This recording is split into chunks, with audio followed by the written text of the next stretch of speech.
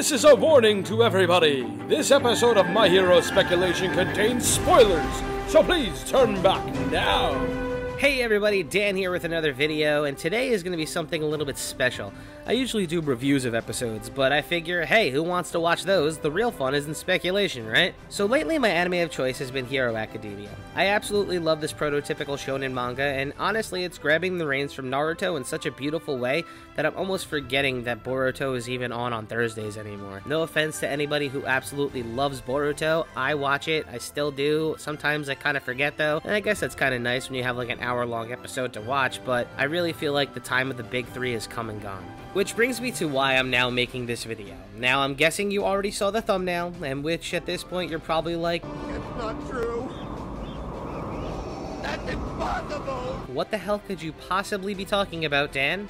But in order to talk to you about this, the first thing I need to mention in order for you to understand my theory is that the writer and illustrator for My Hero Academia, Kohei Horikoshi, is a massive fan of Star Wars. And he hasn't tried to hide it whatsoever that he's a big fanboy. On his Instagram or on his Twitter, he has posted pictures of him dressed as Kylo Ren going to see the new film. We've seen his love for Star Wars leak over into My Hero on several different occasions. From the Dagobah Municipal Park to Kamino Yokohama. I mean, Deku's middle school is called Alderaan, and the mall that they visit is in Mustafar, and it's called Wookiees.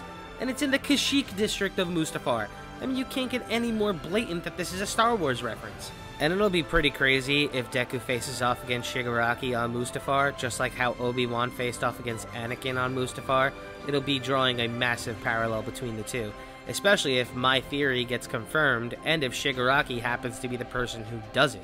Which brings me to why you initially clicked on this video.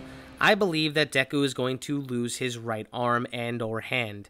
But hear me out real quick, I really think that it's possibly going to happen.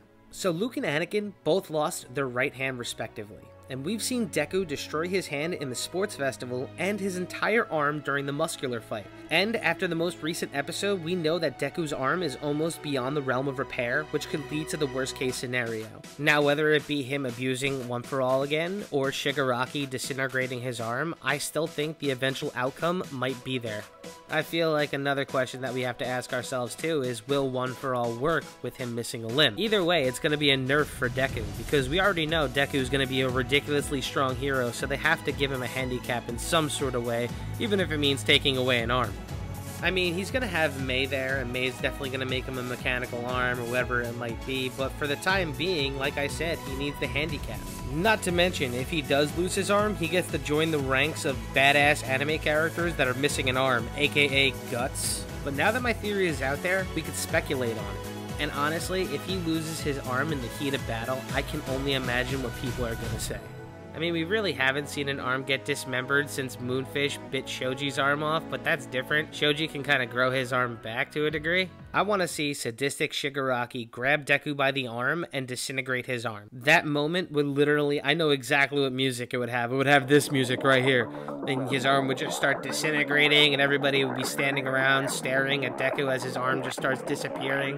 And then the fight would continue with Deku not having an arm. Because we know that Shigaraki's quirk literally disintegrates down to the molecular level after what we saw what happened to Eraser's arm. It was just like, oh, I'm just going to start decaying now, bye. I feel like they're making too much of a point for his arm for it not to happen. I mean, they have told him on several different occasions that if you keep on abusing your arm, you're going to lose your arm. And he's been abusing it left and right, not caring, because he knows Recovery Girl is going to restore it, and eventually, he's just going to lose it. Now the back half to the theory. What could possibly also happen is this character, Eri.